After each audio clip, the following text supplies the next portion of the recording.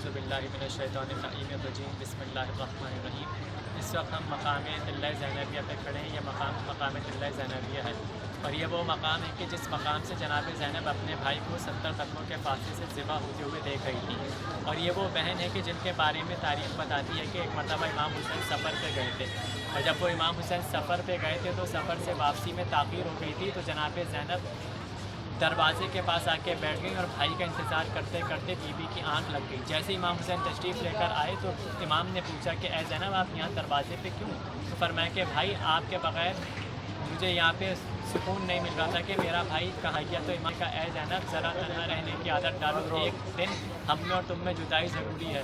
یعنی بہن کو اتنی محبت تھی اپنے بھائی سے۔ اور جب جناب زینب کا عقد ہوا، جناب زینب کی شادی ہوئی، تو شادی کے تیسرے روز جب جناب عبداللہ نے جناب زینب کو دیکھا تو آنکھوں میں آنسو تھے۔ فرمایا کہ زینب کیوں رو رہی ہو، کس چیز کی کمی اس گھر میں محسوس ہو رہی ہے؟